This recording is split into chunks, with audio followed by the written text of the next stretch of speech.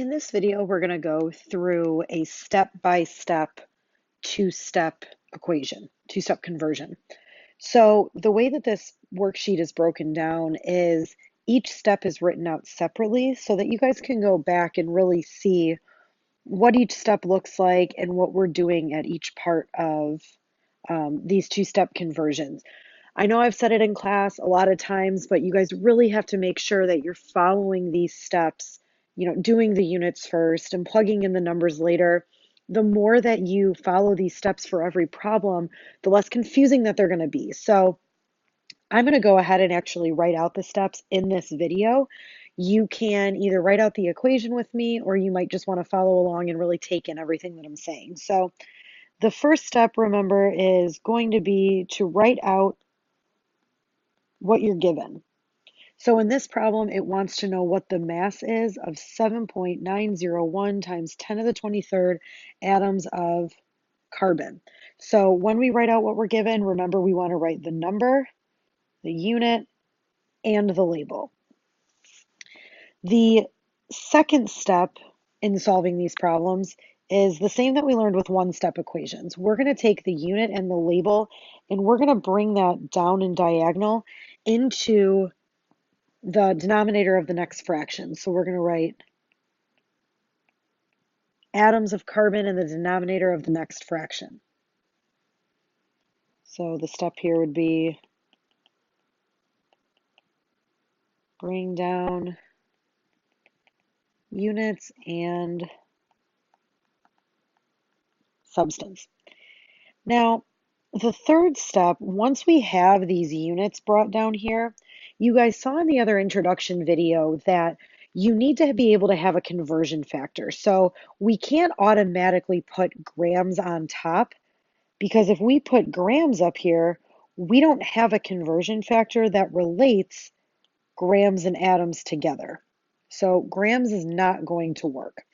The next step in that mole map is moles of carbon. So remember, if you guys look at the top of the screen right now, that mole map that you guys had, mole was in the middle, and this is in your notes.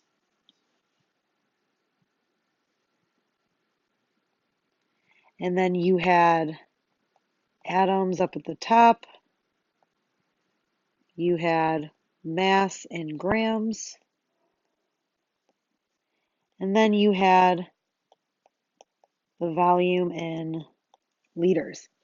So if we are trying to move, we're given atoms and we're trying to get to the mass in grams, we're going to have to convert to moles first, and then we're going to have to convert to grams after that. So in step 3, instead of putting what we're looking for on top, like we do with the one-step equations, really what we're doing is we're putting the next step of units up top.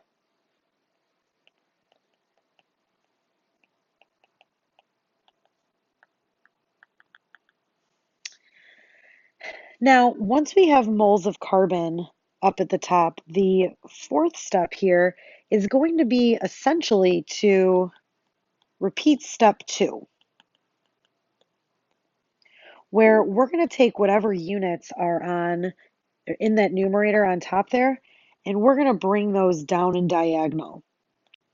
So we're doing kind of the same thing as one-step equations.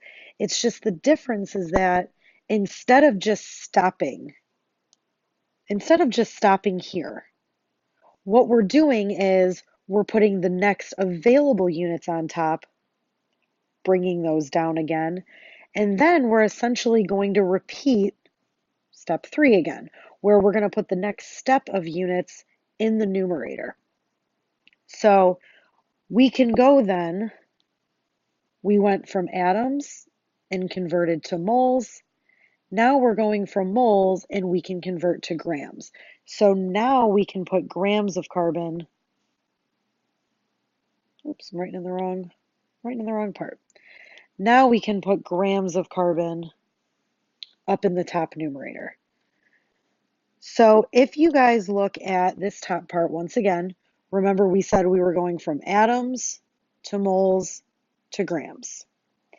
If you look at the numerator in step 5, we went from atoms to moles to grams.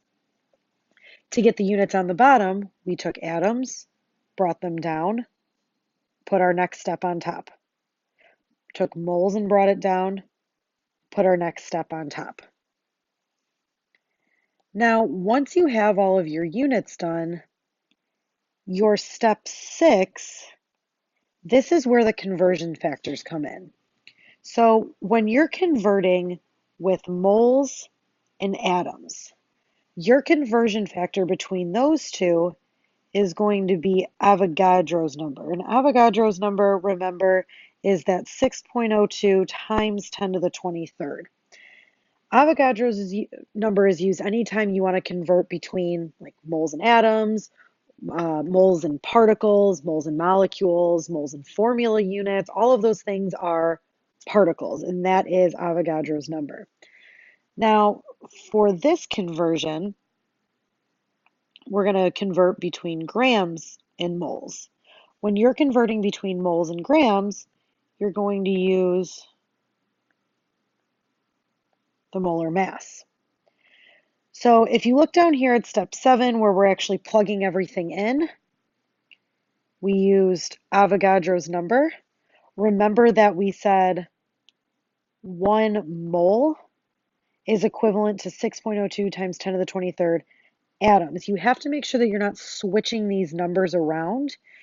1 always goes with mole, 6.02 times 10 to the 23rd always goes with atom. In the second conversion, we use the molar mass. Remember, this number comes from the periodic table.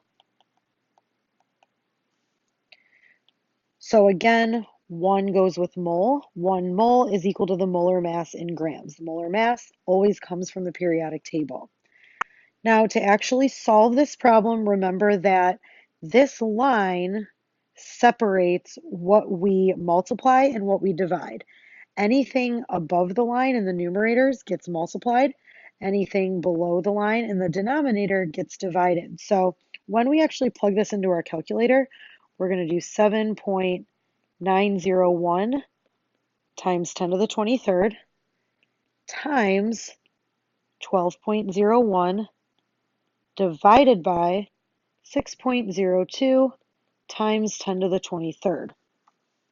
When you guys plug this into your calculator, you want to make sure that you're using either the fraction button, parentheses, the exponent button, depending on the calculator that you have. If you don't get the number that I'm about to write down, make sure you come talk to me about using your calculator correctly. So if we round this to 2 decimal places, our final answer should be 15.76. And then remember, your answer should have 3 parts. You not only need the number, but you also should have a unit and a label or a substance.